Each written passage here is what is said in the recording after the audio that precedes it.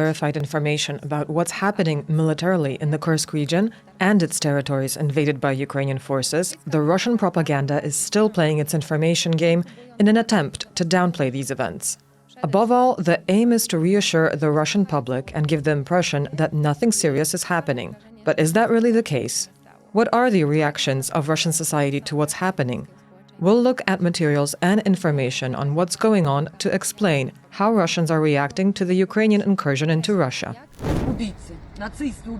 They're murderers. They're Nazis. They're murderers. They're executioners. They're Poles, Polish mercenaries. So we were told by a soldier who told us to leave our village. First of all, we already know what particular Russian accounts confirm. What has also been said here in Russian propaganda, that Russian society is in a state of panic. People are leaving the territories affected by the Ukrainian attack in panic and complaining that the authorities are not helping them, that they have been left without any support, and even that the propaganda is lying to them, reassuring them that everything is okay, while in fact, it's not okay at all. There are lessons to be learned from such events. I think some of these lessons are surprising to the Ukrainians themselves.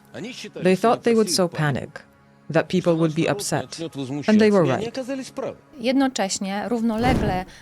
At the same time, in parallel with the propaganda game, in the state media, Russian institutions are trying to tighten censorship and ensure that information unfavorable to the authorities of the invaded areas does not reach the public sphere. Among other things, with this intention, Russian regulator Roskomnadzor on August 8th issued a decision to completely block YouTube in Russia. And on August 9th, it turned out that a very popular messaging service in Russia, regarded as one of the safest, Signal, is also being blocked. This is how the authorities are trying to ensure that information from the areas attacked by Ukrainians and affected by social panic does not reach wide audiences and spread throughout social networks. People who managed to escape and evacuate from the attacked areas complain that they have lost communication with relatives who stayed behind. This may indicate that the Russian authorities are also deliberately blocking satellite and telephone communication in order to, again, limit the spread of negative information. From particular information of Russians who fled the attacked areas, from information on social networks, as well as from reports gathered by the opposition media, and even some from Telegram channels, which are the social networks of correspondents and people who report on a regular basis and are not necessarily critical of the authorities, we know that the situation in the region, from a social perspective, does indeed not look very good. Russians primarily complain that they have been left without help. Here, the propaganda has a very difficult task because it has to level all these dangerous moods and somehow try to drive the narrative in such a way that it's reassuring to the public. Nevertheless, it's a very difficult matter because it's an extremely uncomfortable topic for the propaganda. They had to save themselves. These creatures from the administration are lying. They give themselves medals while people escape with their lives only because they saved themselves. Save yourself while you can. Television is just lies, lies, lies, and more lies. From these collected accounts, we know that Russians did not in any way spontaneously or at the grassroots level fight against the invaders. There's no information about Russians in any way organizing themselves and taking up arms against the enemy. There's also no information about them organizing territorial defense, about increased enlistings in the attacked regions or in any other part of Russia. We see here that social, grassroots resistance to the Ukrainian attack in Russia is non-existent at this point. The most common strategy taken by Russians is to simply flee. Russians report that they have mostly evacuated themselves from dangerous areas, either using their own cars or some means of transportation, or with the help of their neighbors. At the same time, they complain that the authorities did not provide evacuation facilities for anyone willing to leave, which indicates, on the one hand, that authorities were simply not prepared for the fact that an evacuation would be needed, and on the other hand, it demonstrates organizational paralysis at the regional level and shows that the authorities are simply not prepared to act in such an organized, systemic way in critical situations. Our neighbors and friends helped with the escape. There was no evacuation, and there still isn't. My parents are from Martynovka. Neighbors, whoever could, left, but of course with their own cars. Those who don't have cars are still in Martynovka and Pushkarne. No one is evacuating them. In the city itself, many people went missing without any news, and they are being searched for because there is neither communication nor electricity. There is no communication with people. What our governors write, that they are evacuating people by buses, this is not true. Everyone is leaving on their own and under fire. Yesterday, I was in the Bolsha Slodak region, which is still fairly okay. This is the only place where you could buy food and water, because here no one provides supplies, or water, or anything else. People are cut off from the world. They have nothing. Yesterday, the soldiers said that Martynovka is no longer ours. Martynovka has already been occupied by the Hohos, the Ukrainians. My children are in Kursk. I had to leave everything, even though they are under fire there. We also don't know what the situation is. We don't know because they are constantly lying to us. They say it's calm, that everything is fine. But if soldiers came yesterday and said that there are already Ukrainians in Martynovka, while the authorities say that everything is fine, then nothing is fine. W sieciach społecznościowych pojawiają się również... There are also complaints and grievances on social networks that local authorities did not care about their own residents and do not provide them with proper assistance. There are also accusations against the propaganda. It's said outright that the propaganda is lying and misrepresents the situation by reassuring the Russians that everything is fine, while in fact in the lands occupied by the Ukrainians or in the attacked territories, it's still dangerous and residents have to flee. It's also worth mentioning that in this critical situation, a well-known Russian attitude emerges, meaning that people turn directly to Putin for help. In an authoritarian state such as Russia, this is a very common method of trying to solve problems when basic, systemic methods of solving social-political problems are not working. The public appeals to Putin as the highest authority, asking for help and complaining about the bad regional authorities. This is such a popular paradigm. The good Tsar helps society, and the bad boyars, behind his back, make decisions that are unfavorable to society. We see here that in this situation, a situation of attack where society feels threatened, Russians still believe that this appeal could help them. These are just some statements proving that this belief is still alive and well, that Putin can solve all of people's problems. Dear Vladimir Vladimirovich, we, the people of the Russian Federation from the Kursk Oblast, the Sudzansk region, address you on August 6th. Foreign troops with NATO equipment entered our land. Within hours, our city was turned to ruins.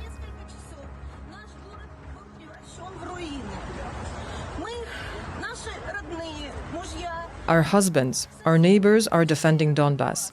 We lost our land. We lost our homes. We fled under fire.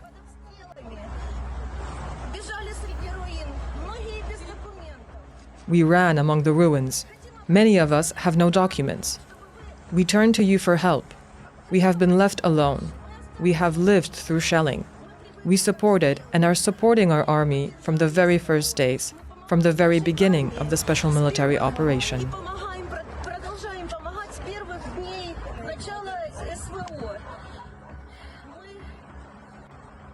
Please, someone say something more. We were left with our children without shelter, without water, without money. We had to escape with what we had. Our children are afraid to sleep at night. Our relatives stayed behind. We cannot contact them. There is no communication. Please help us. Co rzuca się w oczy po wysłuchaniu tych wypowiedzi, to to, że... What is striking after listening to these statements is that they are completely devoid of any deeper reflection on what the real causes of the Ukrainian attack on Russian territory are. There is no mention of the criminal war that Putin unleashed, nor of the fact that Putin is actually pursuing policies that are destroying Russia and are very harmful to Russian society. At this stage, we don't see among the voices out of Russia any deeper reflection, a re-evaluation of how the regime is perceived and how Putin and the war itself are perceived. Instead, the dissatisfaction and frustration of citizens are clearly visible, and the question is, how will they evolve in the next few days and what they will transform into? There will probably be some chaos and frustration and bitterness and perhaps paralysis of some social and political life in the area. On the other hand, I don't expect any larger organized disruption to evolve out of this, like protests against the regime. Therefore, we can say that at this point, of course, the events in the Kursk region and other border regions are not favorable to the Kremlin in terms of image, but in the political sphere, at this point at least, they are not a significant threat to the Kremlin. Putin, Putin, please help. Putin, Putin, please help. Please help. They are bombing villages. Surely you don't know what's going on. It's terrible what's happening here. Wśród reakcji społecznych widać przede wszystkim, że to Among the public reactions, the anti-Ukrainian sentiment is center stage. There is a huge anger against Ukrainians in the statements of Russians, who call them chochols, Nazis, Ukronazis, and so on. And also an anger against the West. We also see that the propaganda has evolved in recent days towards blaming the West and that it coordinated these Ukrainian attacks. In contrast, there is no major threat against the West as to what Russia might do in response. So we'll continue to monitor both the public sentiment and propaganda to see where it goes. In the propaganda, there was, however, a theme of looking for internal enemies. That is, people who are responsible for the fact that the Russian border was not protected, that hostile troops invaded the country, that citizens were not evacuated in time, and that they were not given adequate assistance. We see that the propaganda is trying to redirect public anger and hostility towards internal enemies.